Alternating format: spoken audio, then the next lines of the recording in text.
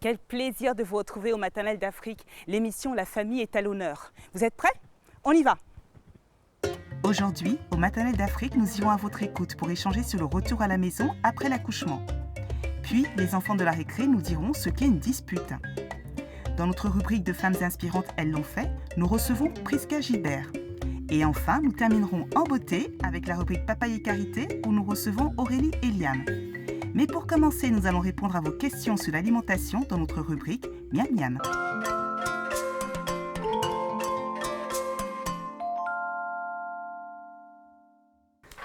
Aujourd'hui, je vais répondre à Ada qui nous écrit depuis Kinshasa. Alors, qu'est-ce qu'elle me demande, Ada? Elle me dit, mon bébé de 10 mois refuse de manger des yaourts, que faire? Ada, je comprends très bien votre inquiétude.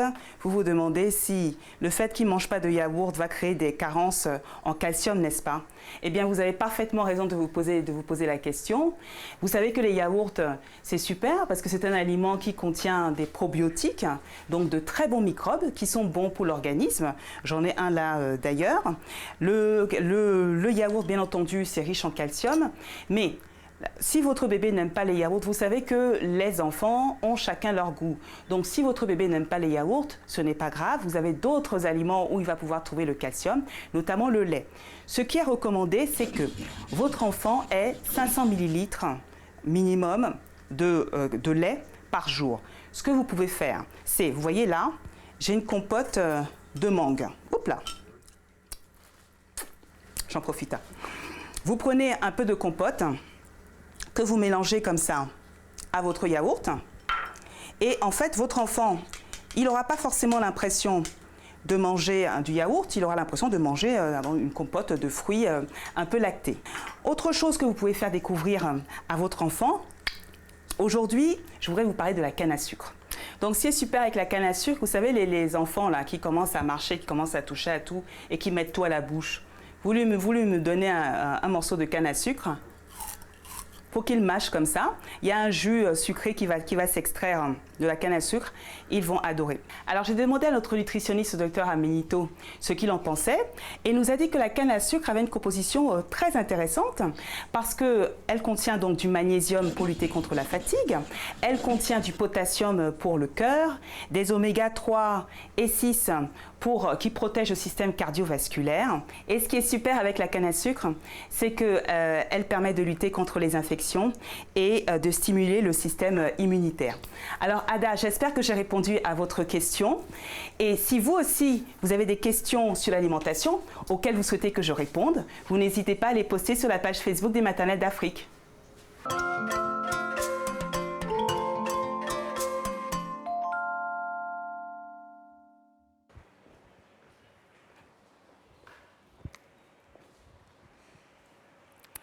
Alors, j'ai demandé sur la page Facebook des Maternelles d'Afrique à nos maternautes comment ça s'est passé leur retour après l'accouchement. Et vous savez quoi?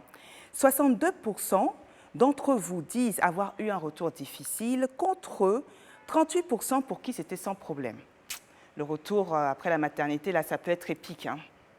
Alors surtout quand on est en Afrique et la tradition s'en mêle, les conseils des oncles et des tantes, les conseils qu'on nous donne à l'hôpital, comment faire la part des choses dans ce cas-là? C'est de ça dont on va parler aujourd'hui. Aujourd'hui, nous recevons Oti. Oti, vous êtes française d'origine congolaise, vous avez 30 ans et vous êtes la maman de bébé Adèle qui a 8 mois. Bienvenue Oti. Bonjour. Bonjour, nous recevons Mélissa. Mélissa, vous êtes ivoirienne, vous avez 31 ans et vous êtes la maman de Ange-Daniel Jeffrey qui a 9 ans et de Karl Maël Emmanuel qui a 3 ans. Tout à fait. Bienvenue Mélissa. Merci. Et enfin, nous recevons notre spécialiste, Madame Koné, vous êtes sage-femme au HME Dominique Ouattara à Bingerville. Merci d'être venue nous éclairer avec votre expertise. Alors, on va commencer avec vous, Oti. Vous êtes donc la maman de bébé Adèle qui a 8 mois. Vous avez eu une grossesse à peu près tranquille. C'est ça. Et puis, vous accouchez. Et là, à l'hôpital, déjà, ça ne se passe pas comme vous l'aviez imaginé. Racontez-moi. Alors, effectivement, donc moi, je suis française installée en Côte d'Ivoire depuis à peu près 3 ans. Et je suis arrivée avec mon état de grossesse au bout de 2 ans d'installation à peu près en Côte d'Ivoire, avec mon référentiel français. Et j'ai remarqué des divergences entre ce que j'attendais et ce qui s'est vraiment passé à l'hôpital ici en Côte d'Ivoire, notamment dans l'accompagnement de mon enfant. J'ai été vraiment chouchoutée par le personnel. Par contre, on ne m'a pas montré comment m'occuper de mon bébé. Il n'y avait pas de table à langer, il n'y avait pas de baignoire dans ma chambre. Donc finalement, ma petite, je l'ai vue nue au bout de 2 ou 3 jours parce que vraiment, j'ai pris sur moi de changer sa couche, ce que je n'avais pas pu faire depuis sa naissance. Et j'ai remarqué qu'on axait beaucoup plus les choses sur le bien-être de la maman, le fait que je me remette. En plus, c'était une césarienne. Et finalement, on ne m'a pas du tout appris à gérer mon bébé à l'hôpital ici. Donc, ce qui s'est passé, c'est que vous accouchez donc césarienne. Et là, les sages-femmes, les infirmières prennent soin de votre bébé et prennent soin de vous. C'est ça. Par contre, elles ne vous disent pas, voilà comment ça va se passer quand vous allez rentrer chez vous. C'est exactement ça. D'accord. Et pour vous, Mélissa, alors comment ça s'est passé après l'accouchement? Alors, après l'accouchement, bon, il faut dire que chez nous, les Akans, on sait à peu près comment ça se passe. Vu qu'étant petite, on voit nos tantes, on voit les grandes-tantes, les cousines et tout. Donc, je savais un peu, entre griffes, ce à quoi je devais m'attendre. Et arrivé à la maison, on appelle la grand-mère, généralement, la maman demande à ce qu'il y ait une personne pour venir aider la nouvelle accouchée. Parce qu'on se dit que tu dois te reposer, tu dois manger, tu dois reprendre des forces. Et elle se charge, elle, de s'occuper de bébé. Donc toi, tu es juste là pour l'allaiter. Et puis, bon, voilà. Voilà un peu. D'accord. Donc, du coup, Madame Koné, on a donc Oti qui est à l'hôpital. On s'occupe bien d'elle. On s'occupe bien de bébé. Déjà, quand on accouche par césarienne, combien de temps faut-il rester hospitalisé avant de pouvoir sortir? Généralement, quand on accouche par césarienne, vous faites 3 jours dans nos locaux et le 4e jour, vous sortez. C'est-à-dire que J0, J3, J4 et J4, l'accouchée sort quand elle accouche par césarienne. D'accord. Donc, pendant 4 jours, on s'occupe de la maman. C'est ce qui s'est passé pour Oti. On s'occupe de la maman, on s'occupe du bébé. Et au bout de 4 jours, elle se retrouve livrée à elle-même puisqu'on ne l'informe pas. Généralement, le jour de sa sortie, on lui explique comment faire le bain du bébé. C'est-à-dire que quand le cordon n'est pas encore tombé, c'est-à-dire avant la chute du cordon, on ne plonge pas le bébé dans de l'eau, il ne prend pas de bain. On prend juste une serviette, on le suit le bébé. On lui explique cela et on lui montre comment on fait le pansement ombilical. Ça se passe en présence de la maman. On lui explique comment on fait le pansement ombilical. Et si la mère désire faire l'allaitement artificiel, on lui explique aussi comment faire le biberon. Et on lui dit les consignes, il faut être propre. Et si elle a d'autres questions, on lui demande si elle a des préoccupations qu'elle nous demande. Et on va lui expliquer ce qui se passe quand on rentre à la maison. Mais alors, je reviens sur la préoccupation d'Oti, je pense, c'est qu'elle se dit, j'étais là pendant 4 jours et j'aurais pu bénéficier d'une mini-formation pendant 4 jours et partir rassurée. Pourquoi est-ce qu'ici, chez nous, on privilégie plutôt le bien-être de la maman et le bien-être du bébé? Quand la femme accouche par césarienne, le premier jour, elle a très mal, elle est souvent fatiguée. Même si on peut pas, le premier jour, elle est alitée, elle ne peut pas marcher. Donc, on ne peut pas lui demander de venir à la nurserie. C'est à la nurserie que ça se passe. Donc, on envoie le bébé à la nurserie, on change les couches de bébé. Et au bout de 2 jours, quand la maman elle commence à se retrouver, par moment, elle nous dit, la sage, est-ce que je peux venir voir comment vous faites le bain de mon bébé? Et comme ça, elle nous accompagne. Quand elle ne demande pas, on lui explique comment il faut le faire. Mais si elle désire voir comment ça se passe, on le fait en sa présence. Mais le cordon ombilical, on fait le pansement en sa présence et on lui explique ce qu'il faut appliquer. Parce que le pédiatre fait une ordonnance sur laquelle il y a déjà les produits qu'elle va prendre pour faire le pansement ombilical. On le fait en sa présence et on lui explique comment ça se passe. Mais si elle désire qu'on fasse le bain du bébé en sa présence, elle nous accompagne à la nurserie et on le fait en sa présence. D'accord. Donc, je vais vous poser la question, Mélissa. Donc, vous disiez que vous faites partie du groupe Akan. Donc, c'est pareil pour moi, je fais aussi partie du groupe Akan. Et vous m'avez expliqué lors de la préparation de cette émission que vous avez dans votre famille, dans votre culture, des rites, des choses que vous faites. Alors, ça, c'était très intéressant. Est-ce que vous pouvez me raconter? D'accord. Je vais dire que c'est très traumatisant. Parce que comme je l'avais expliqué, quand j'étais petite, j'entendais mes tantes crier dans la douche. Je me demandais, mais qu'est-ce qu'on lui fait? Et moi, je me suis dit, je ne veux pas de bébé, je veux en adopter. Mais bon, ça s'est passé. J'ai eu mon premier fils. Il était là, j'étais contente et je redoutais maintenant ce qui allait se passer à la maison. C'est arrivé, je vais aller voir ce qui se passe. Donc j'arrive, je vois de l'eau qui est au feu, vraiment bouillant, comme si on allait plumer le poulet et tout. D'accord, ça va. Je vois la tante à côté qui est en train de craser un piment bien rouge, mais vraiment rouge, vraiment très très rouge. Et je sais que tout ça, c'est pour moi. Je ne sais pas comment ça va se passer, mais je sais que c'est pour moi. Donc après, comment ça se passe? On te fait tu dois faire le lavement avec le piment. Tu dois faire un bain de siège avec l'eau qui est chaude. Pardon. Lavement avec piment. Il faut qu'on m'explique parce que je ne comprends pas. Lavement avec... Il faut parler concrètement pour les jeunes filles là, qui regardent et qui vont peut-être passer par là, j'espère pas pour elles. Mais c'est quoi le lavement avec piment? Au fait, on a le purgeoir et on écrase le piment qu'on mélange avec de l'eau et qu'on met dans le purgeoir avec lequel vous devez vous purger. Donc, il paraît que ça fait descendre les caillots de sang, tout ce qui est resté à l'intérieur. Donc, les mamans ont l'habitude de dire que l'enfant dans le ventre a laissé un trou. Donc, après, il faudrait qu'on puisse fermer ce trou-là. Donc, on se purge, on fait le bain des sièges et tout pour qu'on puisse guérir. En plus des médicaments qu'on nous prescrit à l'hôpital. Donc, c'est vraiment... Wow. Dites-moi, Madame Koné, c'est vraiment ça? La purge là, au piment, là, ça permet vraiment de... La purge n'est pas nécessaire parce que le gynécologue, il a déjà fait sa prescription, les antibiotiques et les produits qui vont faire descendre le reste des caillots de sang.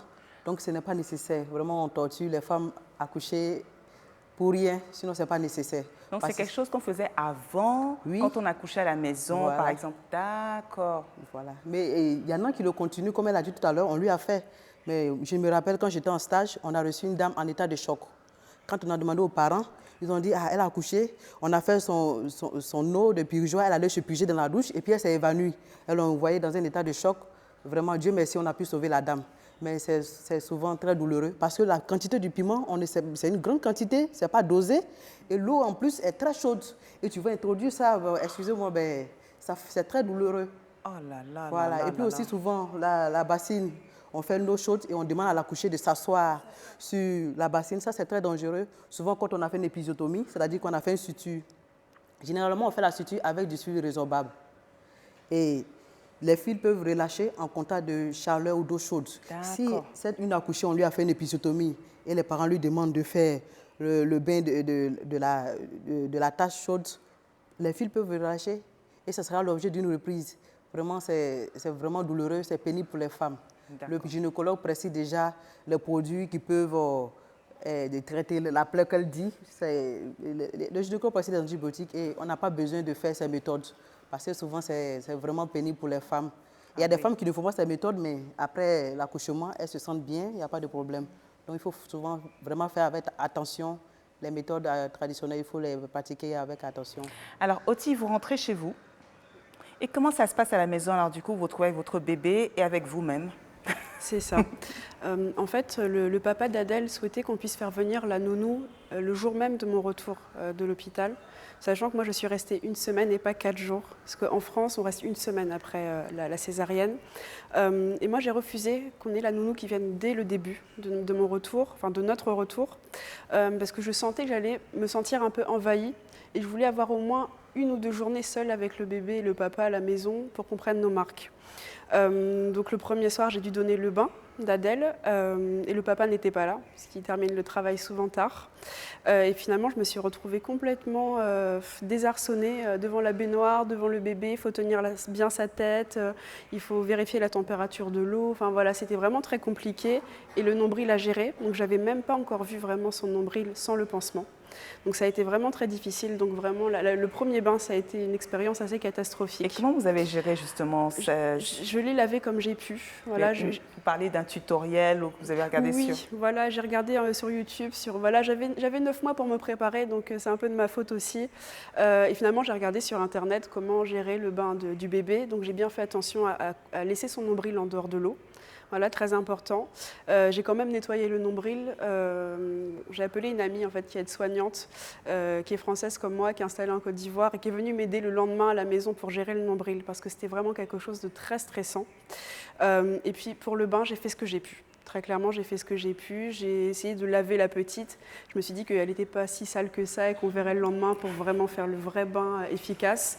Et puis, je l'ai bien débarbouillée. Voilà, on a géré comme ça. Vous dites que vous avez eu 9 mois pour le faire. Vous savez quoi, pendant les 9 mois déjà, il fallait s'occuper de tous les dérèglements hormonaux, de s'assurer que vous portiez, que vous emmeniez votre grossesse à terme. Et puis souvent, on se concentre sur la grossesse, on se concentre sur l'accouchement. Et puis, on oublie qu'il se passe des choses après. C'est comme s'il y avait une espèce de fédération de femmes qui refusaient de dire aux autres comment ça se passe après. Non, c'est bon, c'est formidable, c'est super. Non. Alors, dites-moi, Madame Koné, une fois qu'on a accouché, quand on rentre à la maison, qu'est-ce qui se passe? À l'hôpital, quand elle sort, on lui a déjà tout expliqué. Mais on lui demande si elle a besoin d'aide, qu'elle nous demande pour qu'on puisse lui expliquer, ou bien si elle a besoin d'une personne à domicile, par exemple, on peut venir à domicile, lui montrer comment ça se passe. On lui explique tout déjà à l'hôpital, les ordonnances, les ordonnances de bébé, les ordonnances de maman. Et qu'est-ce qu'on explique à l'hôpital, justement? On explique les ordonnances d'abord, ce qu'il ne faut pas faire.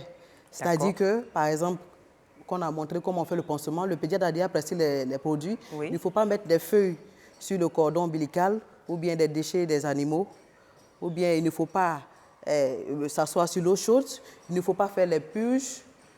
Des déchets d'animaux sur... Oui, il y a des femmes qui le font parce qu'elles sont pressées pour que le cordon chute. Elles sont pressées de la chute du cordon. Donc elles mettent des déchets de maguia sur le cordon, des cubes magie sur le cordon. Donc on lui donne ses conseils. Le cube magie, c'est quoi? C'est pour après manger le cordon, le mettre dans la sauce ou bien c'est pourquoi? Elles mettent sur le cordon pour que le cordon chute rapidement parce qu'elles sont pressées. Donc on leur donne des conseils de ne pas faire ça parce qu'un enfant n'a jamais marché avec son cordon. Donc il faut vraiment suivre ce que le pédiatre a prescrit. Après la chute du cordon, il y a un produit qu'on met sur le cordon. Et les produits qu'elle doit prendre, les médicaments qu'elle doit prendre, les antibiotiques, il faut qu'elle mange bien pour que le bébé aussi soit bien nourri, il ait assez de lait. Et puis, les conseils d'usage en général. Imaginons que je viens d'accoucher. J'ai mon bébé là, j'étais dans votre hôpital, vous venez me voir, vous faites la dernière consultation avant que je rentre à la maison. Qu'est-ce que vous me donnez comme conseil pour bien m'occuper de mon bébé? Quand vous rentrez, d'abord, j'ai déjà donné le conseil par rapport au bain du bébé, et le cordon, le pansement ombilical, et aussi le biberon, aussi la maman désire faire l'allaitement artificiel. Et maman, quand vous rentrez à la maison, il y a le premier vaccin à faire, le BCG. Il ne faut pas oublier, c'est le premier vaccin qu'on fait à un enfant quand il naît. Et après le vaccin, il y a un rendez-vous pour le bébé. Une semaine après, le pédiatre doit voir le bébé. Et ainsi de suite, les différents rendez-vous de vaccins vous seront communiqués. Mais n'hésitez pas à poser la question au pédiatre ou à la sage-femme si vous avez un souci avec le bébé. D'accord. D'accord. Donc, les conseils que vous donneriez, c'est que dès que vous êtes maman, vous êtes jeune maman, vous venez d'accoucher et que vous rentrez à la maison, si vous vous sentez perdu, vous n'hésitez pas à demander de l'aide à votre pédiatre, à votre sage-femme, à votre amie aide-soignante, à votre famille quand ils ont les bons conseils. Et à tous ceux qui peuvent vous donner des informations, certaines fois même à Google et YouTube. Bon, après, sur Google et YouTube, il y a à boire et à manger. Il faut savoir quand même faire la différence. Alors, n'hésitez pas à venir sur la page Facebook des maternelles d'Afrique parce que nous, régulièrement, nous allons poster des informations. Nous avons d'ailleurs des médecins, des spécialistes qui répondent aux questions de nos maternautes sur cette page. Donc, n'hésitez pas à venir nous voir. Eh bien, écoutez, merci, mesdames. Merci, Oti, d'être venues nous voir aujourd'hui aux maternelles d'Afrique. Merci, Mélissa. Je vous en prie. Et puis, merci, Madame Koné, pour votre expertise. Eh bien, écoutez, maintenant, je vais recevoir une femme inspirante, mais avant la récré.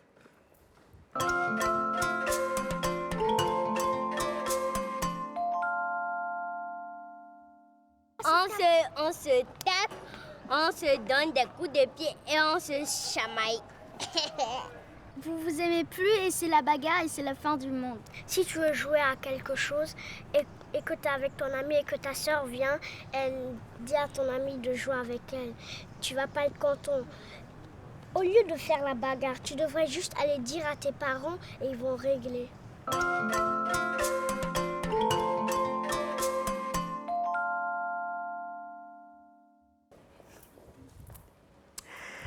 Bonjour Prisca. Bonjour Angela. Alors aujourd'hui, je reçois Prisca Gilbert. Prisca, vous êtes chef ou coach culinaire? Qu'est-ce qu'on dit? Chef cuisinier. Chef cuisinier. Oui. Vous avez 2 enfants. C'est ça, 2 garçons. 2 garçons. Ouh, beaucoup de testostérone. Ah c'est oui. ça. Comment ils s'appellent? Eliakim et Elijah. Et quel âge ont-ils? 12 ans et 2 ans. Alors, donc vous êtes chef cuisinier. Est-ce que vous avez toujours voulu vous lancer dans la cuisine? Ma passion pour la cuisine m'est venue de ma grand-mère qui m'a tout appris en fait, qui m'emmenait partout sur les marchés, acheter des produits, de la viande, des légumes et j'adorais ça. Donc j'étais avec elle dans les dédales, j'entendais les femmes en train de crier « Achekesho, Achekesho » et j'ai les odeurs et tout. Et elle m'était juste à côté d'elle, elle m'a offert mes premières marmites en fonte, je devais avoir 6 ans. Et quand elle coupait une tomate, je coupais une tomate. Quand elle mettait un oignon, je mettais un oignon. Et c'est comme ça que j'ai appris à cuisiner et c'est comme ça que j'ai été piquée du virus de la cuisine. Ah bah c'est super, si ça se trouve, mes enfants aussi vont devenir cuisiniers parce que ma belle-mère fait pareil avec eux. Ah oui. Et justement, en parlant d'enfants, comment est-ce que vous arrivez, comment vous organisez entre votre métier et votre rôle de maman? Maintenant que je suis maman, donc j'essaie d'organiser mon temps. Je travaille 50% du temps à la maison et 50% du temps à l'extérieur, c'est-à-dire que quand je suis chef itinérant, donc quand j'ai des dîners privés, je le fais à l'extérieur. J'ai une capsule culinaire qui s'appelle Miam et les tournages se font à la maison. Je fais du stylisme culinaire, donc quelquefois à l'extérieur. Et quand je fais du consulting, je vais à l'extérieur. Mais pour mes mailings, mes phonings et tout le reste, je gère tout de la maison. Alors vous savez, c'est marrant, vous avez une capsule culinaire qui s'appelle Miam. Oui. Vous savez qu'au début de l'émission, nous avons une rubrique que nous appelons Miam Miam. C'est vrai. Oui, une rubrique qui est vraiment sur l'alimentation. Vous voyez qu'on se parle. Oui, on se parle. Mais c'est un terme familier qui ramène tout de suite à la nourriture. Oui. C'est vrai. Alors, quelle est votre actualité? Qu'est-ce qui arrive bientôt avec Prisca Gilbert? Bon, je suis chef itinérant, donc je travaille beaucoup sur les dîners privés de particuliers. J'organise des ateliers de cuisine. Je forme aussi des brigades de cuisine et j'accompagne des entrepreneurs qui se lancent dans le métier de bouche. Et je conçois bien sûr des contenus culinaires, que ce soit audiovisuels, médias. Et je suis en train d'écrire un livre sur la cuisine de mon enfance, sur ma base, sur la Côte d'Ivoire. Vous nous ferez parvenir un Mais exemplaire, bien sûr. j'espère. Eh bien, écoutez, Prisca, merci beaucoup d'être venue nous C'est voir moi Maternelle qui vous d'Afrique. remercie. Et je vous dis à bientôt. À bientôt. Au plaisir, au revoir. Plaisir.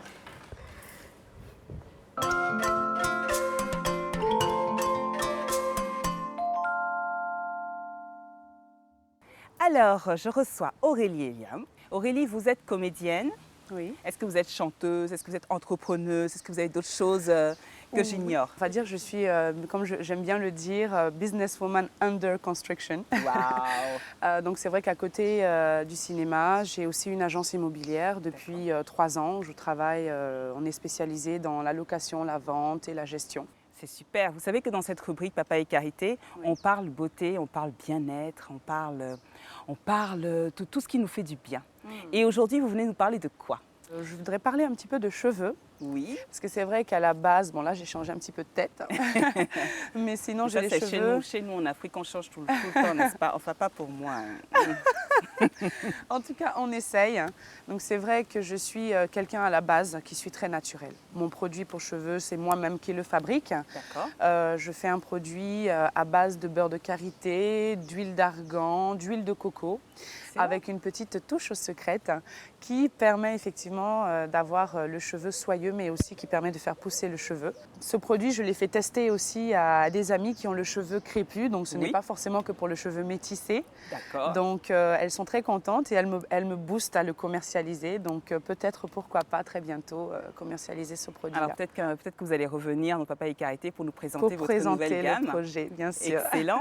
J'ai ma copine Elvia qui a toujours des petits produits qu'elle me met sur le plateau. Oui. Et là, elle m'a mis, qu'est-ce qu'elle m'a mis? Elle m'a mis de l'huile de coco. L'huile de coco, c'est super aussi pour les cheveux. Et puis apparemment, c'est bon pour la santé aussi. Comment ça se passe avec vos enfants? Ce sont des garçons ou des filles? Alors, ce sont 2 garçons. 2 garçons. Et très, très dynamiques, on va dire. Ça bouge partout, donc il faut leur trouver vraiment des activités. Mais ils sont adorables. Comment vous arrivez à gérer votre activité d'entrepreneuse, de comédienne et vos enfants? Eh bien, écoutez, c'est simple, c'est juste une question d'organisation. Pour moi, effectivement, la famille, c'est très important. Donc, je privilégie beaucoup plus les moments avec eux. Mais c'est vrai qu'à côté de ça, il faut effectivement faire vivre de sa passion, vivre de ce qu'on aime, toujours en développant les activités. Donc, on essaie de s'organiser au maximum. Où est-ce qu'on peut vous voir? Alors, actuellement, j'ai une série télé qui passe, une web série qui s'appelle Yellow Pépé, qui a été tournée essentiellement au Ghana. Super. La première saison s'est très bien passée et la deuxième saison très bientôt. Félicitations. Merci beaucoup. Merci Aurélie. Merci Au de m'avoir plaisir de reçue. vous revoir.